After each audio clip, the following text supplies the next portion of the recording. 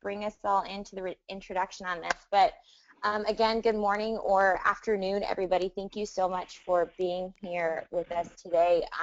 Welcome to our Sales Master webinar. So my name's Aubrey Coudier. I'm part of the development team at Zoracle Profiles, and we are the psychometric assessment company that ran the test on you guys. So as you know, you guys are kind of the top 40 hand-picked selected franchise development folks in the industry, and we're really excited to go over the data that we've generated from your SpotOn profiles to kind of share some of the trends or debunk some myths that we found through your guys' results. So today our hosts are going to be franchise development expert Steve Olson of Olson & Associates and Rebecca Monet, our chief scientist and president here at Zoracle Profiles. Throughout the webinar, we are going to have a couple of questions for you guys, so please feel free to answer them in the chat box. I'll share the responses, so those are going to be coming from Steve, so make sure you're listening, make sure you're ready. We also are going to have some questions at the end of the session that will come up in a polling window, so if you could answer those for us, we'd appreciate those as well. But without further delay, I will introduce to you Mr. Steve Olson. Well, thank you so much, Aubrey, and certainly it's great to be here. First of all, Aubrey, can you show who is on the webinar in case I decide to recruit somebody to help out here? Like show the attendees? Yeah. I actually don't know how to do that, but I can announce them to you at this point. Okay. Well, probably everybody in the group would like to know that too. So we have Charles Franklin, Doug Shadle, excuse my pronunciation, everybody, Lynette McKee, Paisley Bishop, Richard LaVille, and a few more people are actually logging in at the moment, so okay. I'll share that as we go on. Well, great. Really the reason you're here is really to seek your assistance as well as provide some information that I think all of us are very curious about, and what prompted the study really was to determine who are really the sales pros, who are the ones that are in the trenches that are really doing deals. Because what I've noticed over the past, we'll say, year and a half, since I went back to the franchise development consulting that I've been doing is, to tell you the truth, I'm just shocked with some of the mediocre performance that is occurring in brands. And whether it's the salesperson or whether it's the CEO, depending on whether you're a young company, but typically with the emerging brands. And it's really, as we know, with those folks, it's costing brands multiple thousands and thousands in lost deals, marketing expenses, and royalty fees. And so that's really what triggered this. And really, our mission, really, and I'm speaking with you too, hopefully, is really to help close these performance gaps. Because again, we are successful, but again, there's this wide gap now that's between us and those that are coming aboard. We also see this through the continual research from Franchise Update and from Fran Connect, where it's the mystery shopping or, again, just other elements that are coming to fruition on, lack of responding to calls and everything else that's going on. There's really not good best practices. So there's clearly a performance shortage in our business.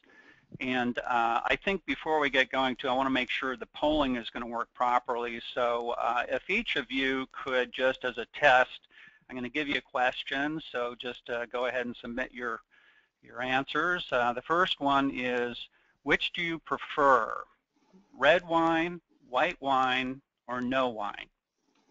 So if you could go ahead and plug in, we'll see if our polling is working.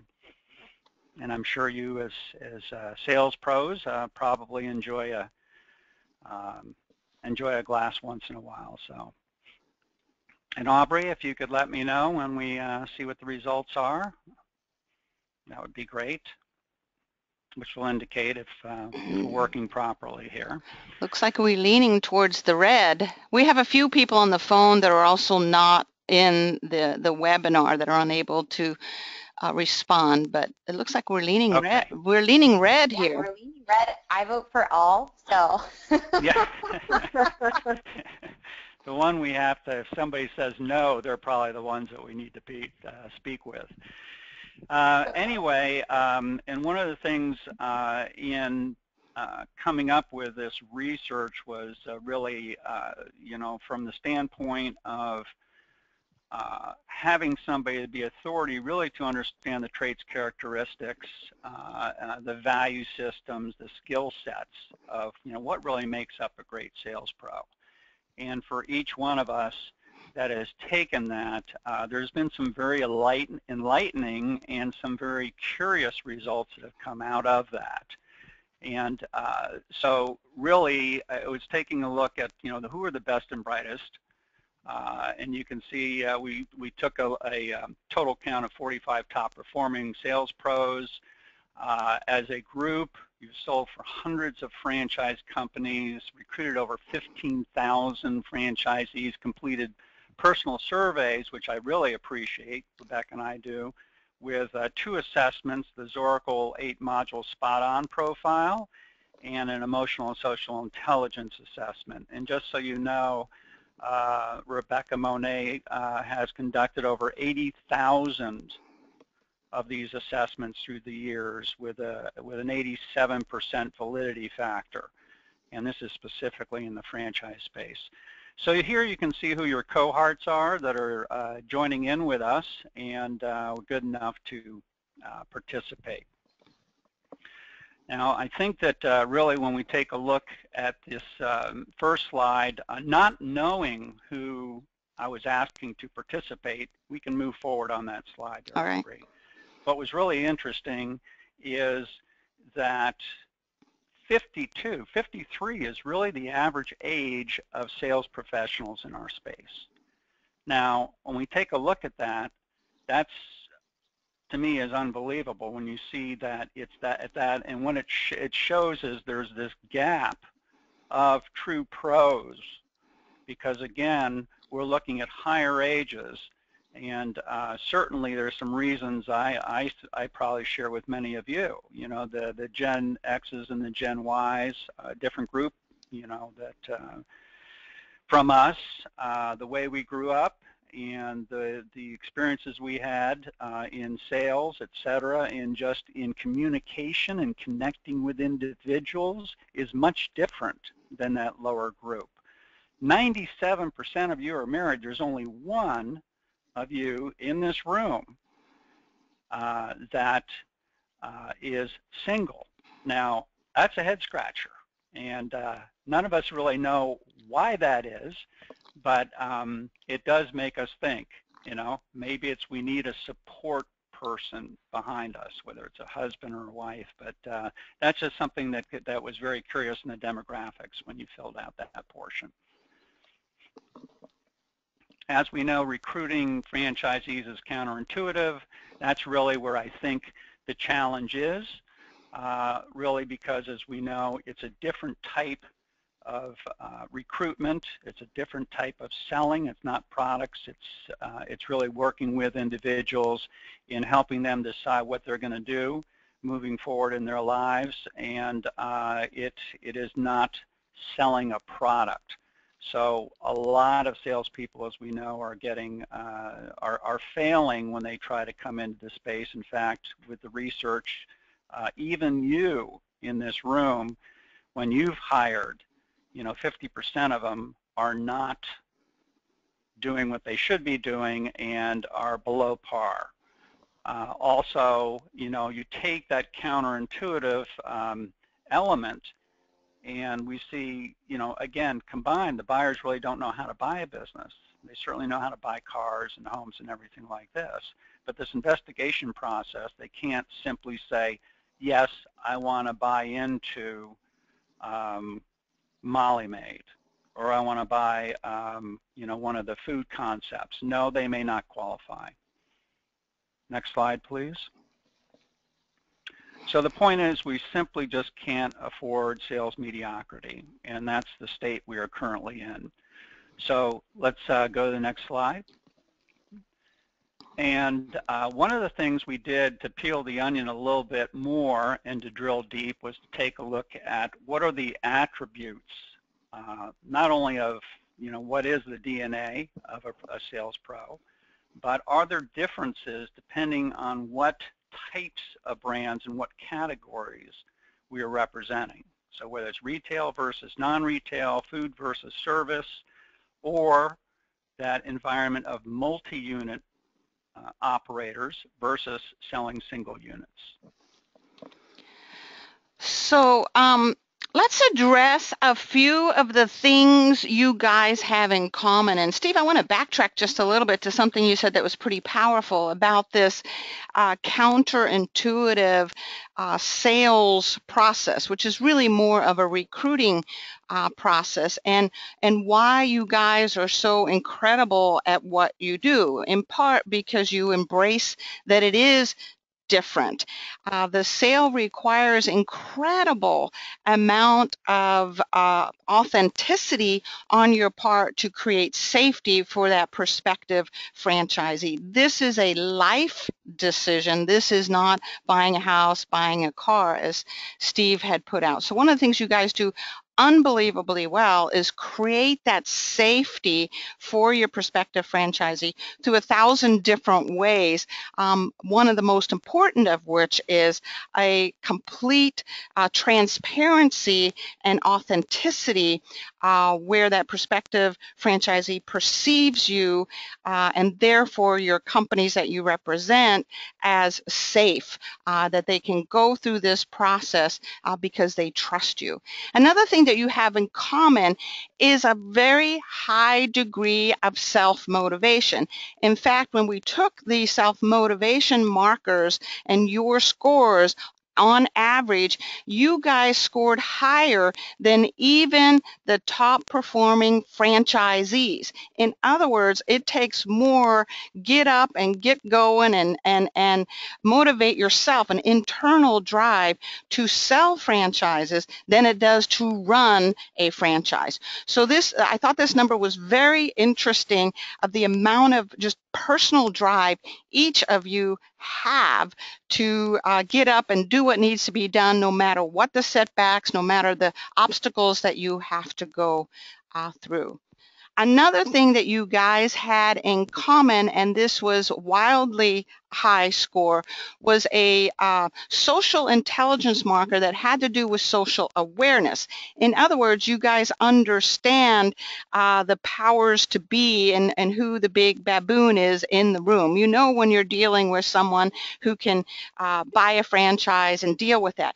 But just because you have a big baboon and you know this guy can do a deal and may even be right for you, there's a part of you that is flat out not politically correct.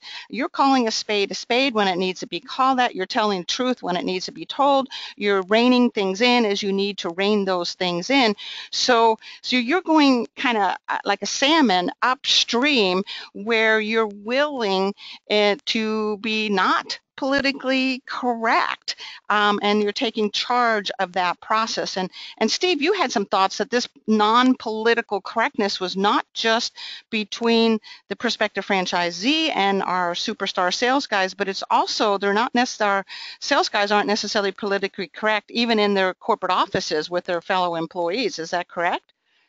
Well, I'm sure there are a couple of chuckles in this virtual audience because we've all been through that. I mean, we are the brand ambassador. We represent that brand, and or brands if we have some the sales consultants in this room, and certainly we're going to do whatever it takes if we have a qualified candidate to make sure that that goes smoothly. So we're obsessed with elements right down to the nitty-gritty. In other words, if that planter, if somebody's coming in Discovery Day and that planter, it fell over and they're coming through the front door, or you've got the woman that's going to be the receptionist and she's there, chomping on gum and talking on the phone, obviously with her boyfriend. Those things we will not accept because that's not the environment we want. And again, it's something that's so important to the success of that brand that, yeah, we're going to run into some some challenges at times with people within the administration, or they're not getting out the docs on time, and yeah, we're going to be called out on the red carpet. But it's not because we're doing something that we shouldn't, it's because we're doing what we should be doing. And so at times we get a bad rap for that. I think another thing, and I just want to do this next polling question because it was something in a way counterintuitive, at least for what I thought. In that question, if you could go ahead and respond to it, the question is, are top franchise sales pros, like yourselves, are they introverts? The top pros, are you introverts? Yes or no? And if you're going to say no, you're going to say you're an extrovert. But are you introverts, the top pros, as a group in general? And then we'll respond to that here in a little bit. Is that the plan then, Steve? Right. So before we move on to this slide, I want you guys to know how important this piece is. And as Steve has pointed out, if we compare and we contrast you to the average sales guy that is has a tendency to acquiesce or patty cake and not push things through. So you guys are willing to do whatever is necessary, including rubbing people the wrong way. So being liked isn't as important as getting it done. And this is causing success. It's causing you to do more deals than others that are more concerned about the likability factor or being politically correct. So let's look at you guys that are selling retail only versus those of you that are selling non-retail concepts. Now, the retail concepts could include both food as well as service concepts. It just means you have a building that you are selling as part of the process. We're going to look at core competencies only, and a couple that I wanted to point out. Those of you that are selling non-retail scored higher in two specific markers. You scored higher in your sales skills than those that were selling retail. You also sold higher in your marketing skills. And those of you that were selling retail required much higher skills in management. This is people management, process management, project management, as well as leadership skills, visionary skills, the ability to cast a vision and also to lead people through that vision and towards a process. But Steve, my question is, so we have these guys that are selling non-retail concepts. What is it that's causing them to need stronger sales and marketing skills, and how is that affecting the overall process? Well, certainly when you are selling non-retail, we're selling pretty much air as opposed to something that's brick and mortar. And as we know, the leads that come through marketing, et cetera, everybody wants to have that shingle over their doorstep. And but you have that audience that they're not interested in retail and the expenses involved in it, and they're pretty savvy many times, comparatively speaking, to some of those that will take the retail route. And so because of that, what am I going to get with that business? And because again, you're not driving business to me, I don't have walk-in traffic, et cetera. And what is it about it that's going to make me successful? Because I'm going to have marketing skills myself. And so the individual that's selling these service-oriented businesses, they really have to be highly honed with their skill sets. Because again, they are being challenged by the quality of individuals that they are getting through their marketing. And many times it's much less. But when they get them and get the right candidate, they certainly have to be sharp, pretty much know the whole business inside out and what needs to be done. Now, when you're talking about retail with greater management leadership skills, there's so many working parts to that. that it's a whole different ball game. You really can't command as much and be in control of it because you've got real estate involved and you've got so many different elements, you know, and the supply chains and everything else that you're going to have to represent and talk about with those individuals. So it really doesn't require as much of the selling skills. Now, as I believe it might be on a future slide, but, you know, you as a group, and certainly this came out in the survey, the top pros, you can adapt to either. So if you've been doing sales continuously with, you know, non-brick and mortar, you can make that transition. If you are a pro, you can go ahead and make the transition coming from retail into the service business. Perfect. So this retail guy truly needs to be great at project management, managing people, and at the same time have fabulous leadership skills. It's one thing to ask somebody to help him get things done. It's another thing to lead that person to do it and complete it in a timely fashion. And our retail guys are really good at that. And then, of course, our non-retail guys know that they're selling something that's not physical to look at, so they have to have much stronger persuasive skills, influencing skills, sales skills, and of course, bottom line, in the marketplace marketing. Let's move on to food versus service. Those of you that sold only food versus those of you that sold only service. And then let's sort of drill down a little bit and show how they're different. You can see they're different across the board, but I want to draw your attention to a couple areas that were fascinating to us. Those of you that sold service businesses only had much stronger operational and finance skills, and those of you that sold food had stronger HR and training skills. And of course, from my limited experience in sales, this would tell me a little bit that those of you that are selling service business really do need to have a good understanding of what that business does and how to make a profit from that business. Contrary, the food folks have to be able to understand how to hire, how to recruit, how to manage, how to mentor, how to support. And I'm guessing some of this is, you got to know this because that's what the businesses do. Steve, tell me a little bit more what your thoughts on that whole process. Well, I mean, as we know, the employees alone, many times that you're going to have in brick and mortar, is going to be a huge situation. And in particular, and I remember selling this woman that I thought would have been great, and she ended up selling the business, and it was retail food. And it simply was just overwhelming for her. She really should have been in the service business, because again, of all the working parts, the employees, the hiring properly, the firing, the controlling of those individuals, and that's where she fell short.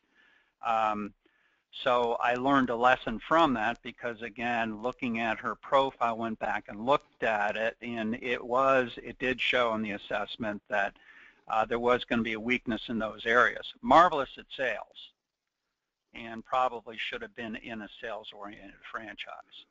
So again, they're two different worlds and do require differences. You know, one of the things about the food business, and maybe jumping ahead, but there is more of those people in the food sector embrace the brand far more so than those that are in service businesses. They're very proud of their product, and they believe in their product. Not to say that we don't, that have sold the service as well, but you really get into whatever it is, whether you're in the donut business, the chicken business, if it's, you know, the sandwiches, you're very proud of the product you have, you know, and that really shows up, you know, with these assessments for those that you have, you know, when you have been into the brick and mortar food side. Interesting. So some of what I'm hearing then is, although our franchise sales pros, these superstars that we have here today, aren't the buyers of the business. They have to have a level of empathy and understanding for each part of the business. The service guy really does have to have some operational and finance skills, really needs to know what that business is and what causes it to be profitable. And the food guy absolutely has to know the issues that franchisees have in the food business. Like you said, the recruiting, the hiring, the firing, just that whole retention and loss of employees. So it's almost as if we're expecting, or at least our superstar franchise sales guys have all the skills to basically run the business themselves if they had to. They almost reflect back what the franchisee at some point is going to have themselves from what you're saying. Well, yes, and didn't it, not knowing, one of the questions we asked was, have you ever been a franchisee? And how many in the group have been franchisees? Do you remember, Rebecca? It was 19 of the 40. 19 of the 40. So 19 of the 40, and as we know, that makes a huge difference and gives you that added dimension, you know, when you are representing the brand on the development side as opposed to being the franchisee. So it's been a tremendous boost to any brand when they have a sales pro like that, because now you understand all the areas. Makes total sense to me. Yeah. So in talking about multi-unit versus single unit, you've now noticed some major markers in other areas. And then we're looking at this slide, and we notice the markers are much smaller, you know, under 2 and 3 and 8%. So it was interesting to me and fascinating that those of you that sold multi-unit versus those that only sold single unit pretty much scored the same in terms of core competencies. There was a couple that I would pull out that were enough that was worth talking about, including the actual technical skills and the visionary / leadership skills. But in general, from a core competency perspective, the crossover, whether you're selling single unit versus multi-unit in terms of core competencies, was very minimal. And it appears, Steve, that our superstars are capable of doing that effortlessly without any kind of challenges at all. Yeah, you can see that at and I'm sure those of you that have participated in the multi-unit conferences when they come up, you certainly see that when you have a middle-of-the-road salesperson and you see them trying to pitch the multi-unit operator, and we know that's a disaster, and certainly does require learning and training for them. As when you look at the sales masters, and you've only done single units and really haven't been into that market, and then you go into it and work a show, there's an immediate crossover where you can very quickly adapt, because you realize, oh, okay, they're looking for information. They're looking to see if this will fit their portfolio of brands they currently have, and they have specific questions. And so the relationship is a different relationship you have with those buyers, and that comes through. But with your group, again, it's interesting, the survey and research that this has brought out, you know, the crossover, it's very easy for you.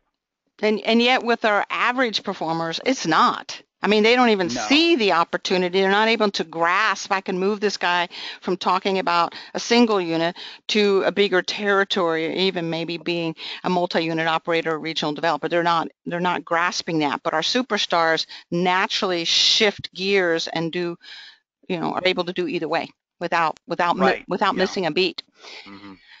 Okay, let's talk about emotional and social intelligence. Emotional intelligence are all those aspects that have to do with managing yourself, managing your emotions, managing your thoughts, managing your mouth, managing your time, which sometimes isn't so easy, right?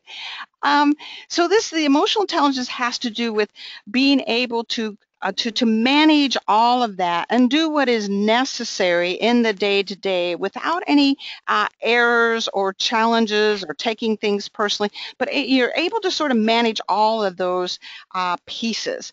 The social intelligence markers has to do with everything of managing others or managing relationships. So this is the ability to influence, to persuade, to conflict manage in many ways, to collaborate, to build a team, to lead, all of those things where it has to do with others, whether that's your prospective franchisee, your colleagues, or just, you know, the public in general. So one's a managing yourself, one is a managing others kind of process. So in looking at the retail versus non-retail, you'll notice across the board, the non-retail outscored the retail in all emotional and social intelligence markers. Without an exception, the non-retail scored higher in emotional and social intelligence markers. And I guess I'm curious, Steve,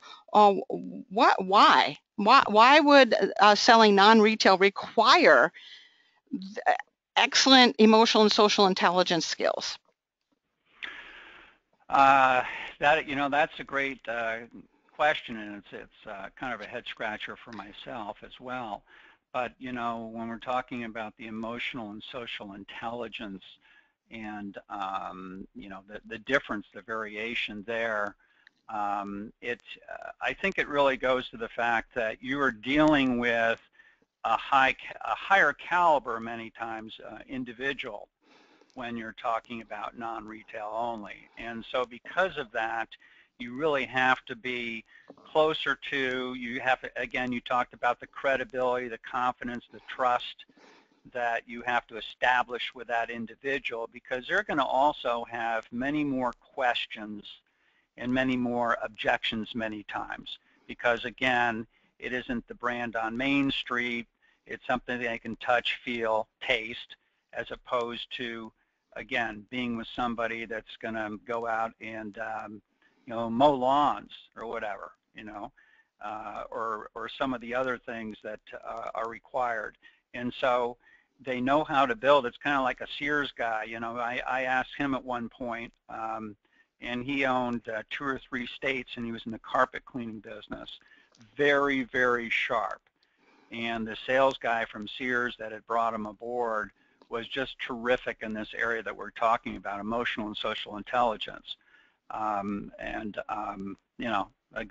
the guy was making multiple millions of dollars, and his whole, I still can remember what he said. I said, well, what is the business, why are you in this?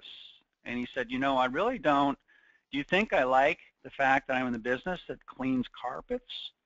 No, it's what the business is doing for me. He said, I've got a jet, private jet. I go to Hawaii every year for 2 or 3 months. He said, that's the business I'm in. So that recruiter that brought in this individual had done a phenomenal job, and it took these markers, as you call them, and this ability to really work with that candidate on the level of that high-powered individual that was highly successful. Yeah.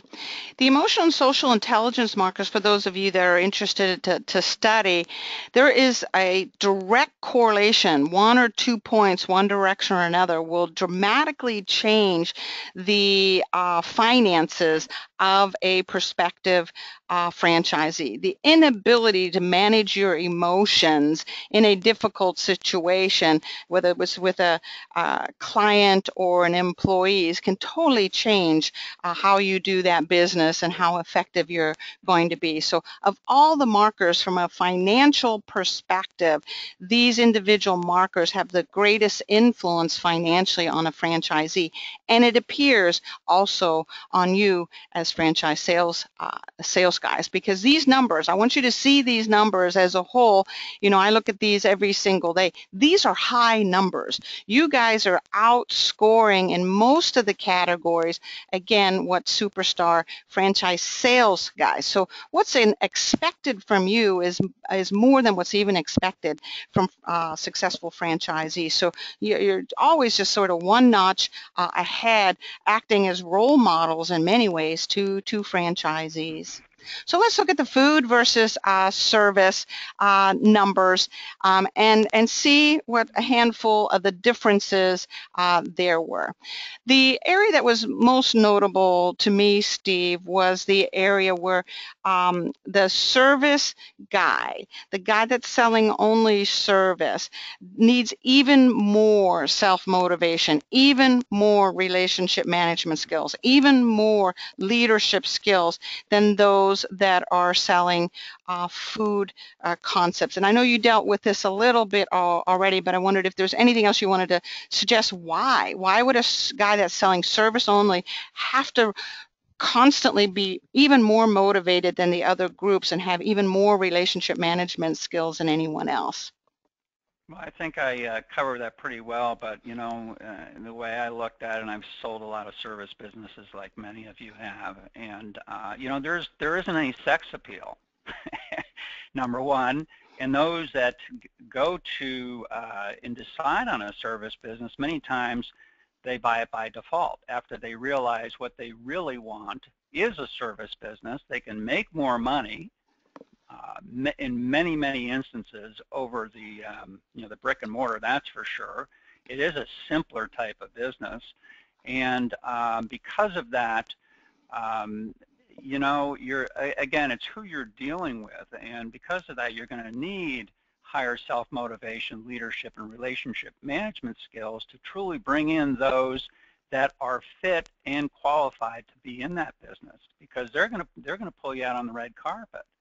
And so again, these are traits, characteristics, and skill sets that you're going to need. Excellent. And then we had a similar result with the multi-unit versus single unit. Very small differences, no major differences that I would even, you know, speak about. Those of you scored high, whether you were multi-unit sales folks or you were selling single units. So the requirement to sell a multi-unit franchisee is not much different than it is to sell a single unit. Where the difference comes in is the average performer. You will see numbers that are dramatically different here, but those of you that are superstars just possess very high emotional and social intelligence skills, some of what Steve was talking about a little earlier, and why this is so important to have these people skills and self-control skills. And some of our younger generations haven't had those opportunities that we've had simply by trial and error and experience, and things that we need to begin to transfer to our younger up and coming franchise development guys. So a couple of things that you have in common. Let's go back there and let's debunk some myths, Steve. One, you guys wake up and go to sleep with a battle cry of control and dominate. Now, I am not suggesting that you are control freaks. Well, actually, yes, you are. You guys are you are control freaks. It is about putting a stake on the hill. It's about flying your flag. You guys want to dominate. You wake up with this. It's so compelling you can't stand but go out and make sales. The next thing is what you define as success. The way you define success from an emotional perspective is about results. You're not happy until you get them. You must put the mark on the table. You must move the ball down the court, so to speak. And at the same time, you demand respect.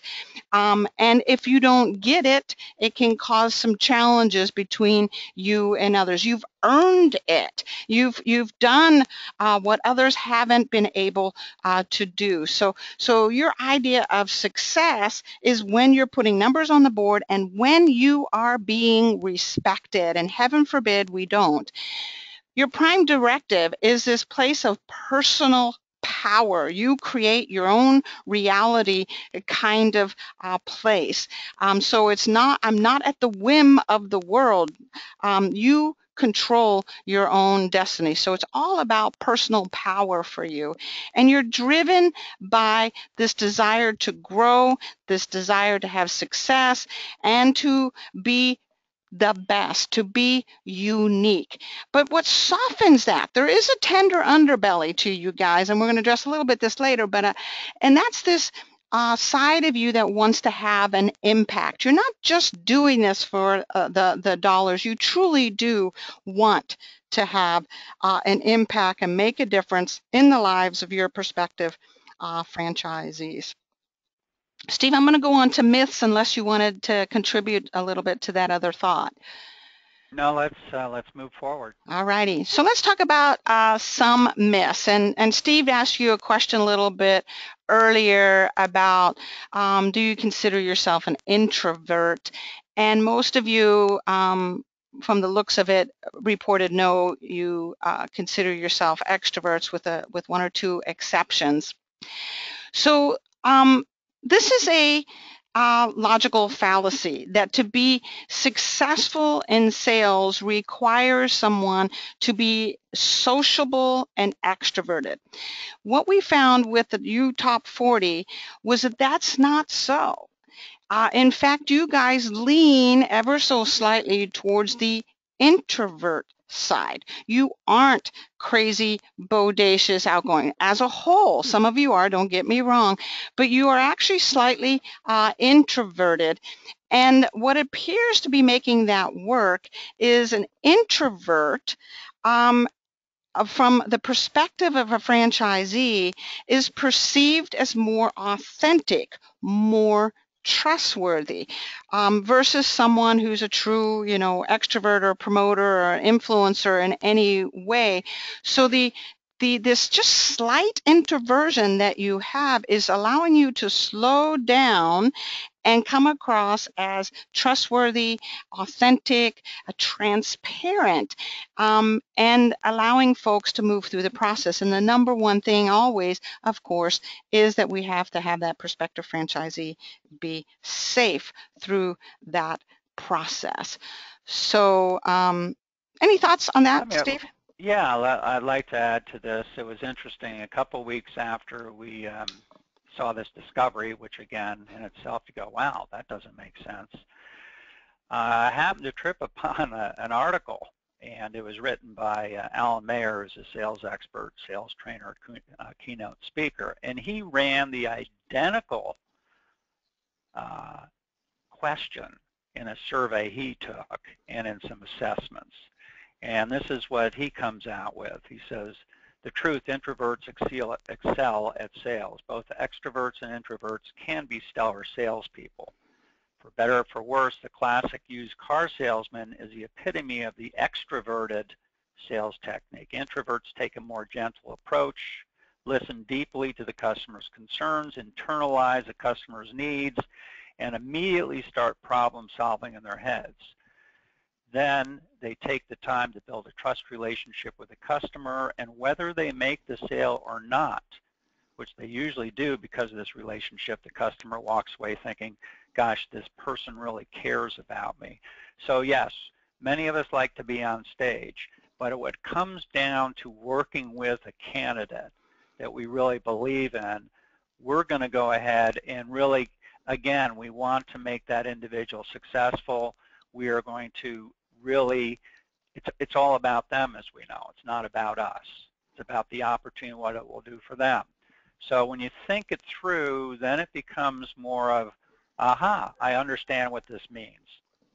Yep. And there's a few of you. In fact, I was talking to Paul Pickett yesterday, who, as all you know, is very extroverted and is part of the top 40 here. And he was telling me a little bit about his sales process, where he consciously steps back and slows down, goes into more of an introverted process when he's working with his prospective franchisees. And it appears all of you are doing that and doing that really well. So myth number 2, good salespeople can sell any concept. So Steve has answered this. The answer is yes, they can, but there is some sweet spots in terms of core competencies that, if you're selling retail versus non-retail, require slightly different skill sets, and those that are selling service versus food, etc. So yes, good salespeople can sell any concept and need to adapt to a certain extent depending on what they are selling.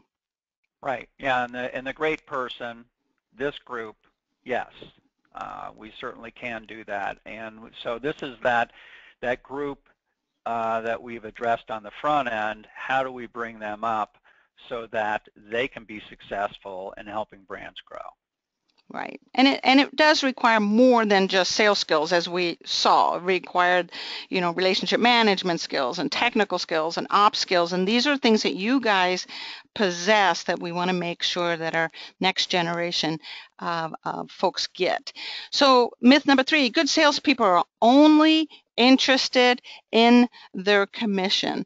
The truth is, you guys proved us wrong on this one, in that that's not what you're interested in solely.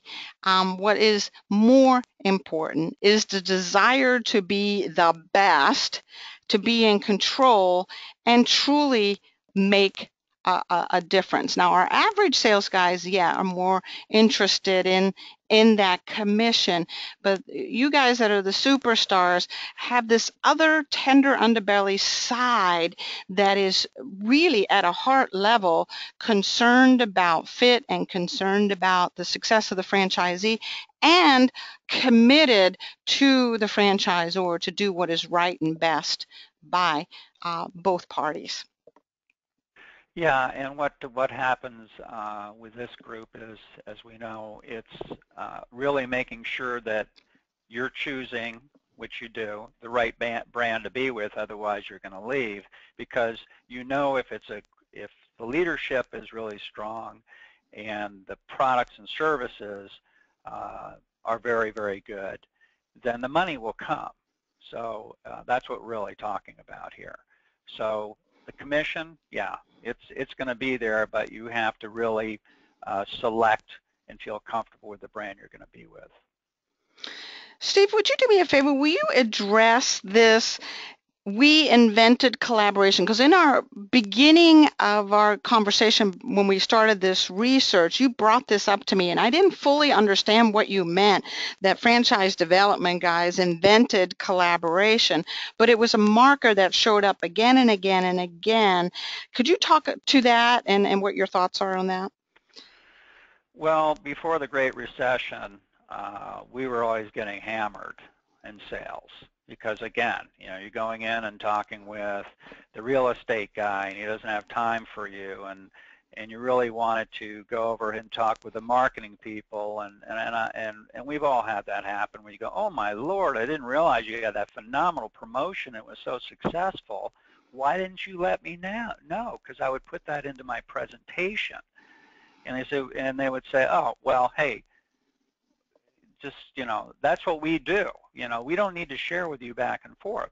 So by the sheer essence of what we have to do in representing a brand in sales is collaboration is key to it, because we have to know how that whole organization works, and every bit of information that is possible that's going to help that individual when you go through the investigation process, and so you don't miss these points. So we were the bad boys, the bad girls for many, many years. And then, we asked too many questions. And so the silos were up. And once they broke down, it was like, okay, finally. About time, huh? But what we saw with the statistics is that this collaboration, the pushing this collaboration with the other departments, ultimately also had that franchise sales guy understand the business inside and out, where they can do a better job sharing that with the prospective franchisee. So they weren't put in a cubby, just sell, don't worry about operations, don't worry about support, don't worry about this. By saying, no, I want to know the whole business, actually helped move that bar up and allowed these guys to do more sales. But we're asking right now too to go into a deeper collaboration also. And anyone that has questions, please put them in to the chat area, and Aubrey will give us these questions. But Steve, we're asking again for a level of collaboration with these superstars. If you could share kind of what you're thinking or what you'd like to accomplish, that would be really helpful. Well, yeah, I think with, again, what the state of the franchise industry is in the development side, and the reason we put this together was really to discover what it is that can, to become a top franchise sales executive. And because of that, I really want to see if any of you in this audience would like to participate in really shaping and putting something together. Because again, in the areas of how do you hire the right individual, because there really hasn't been anything out there to determine that. And now we have benchmarks. That's why we put this together. So if somebody is looking to come in and they have 8 or 10 years of sales experience, or 3 or 4, whatever it may be, let's go ahead and be able to have a tool like we've created where you can go, this individual really has the characteristics and traits and the know-how, and we feel more comfortable in making a good hiring decision.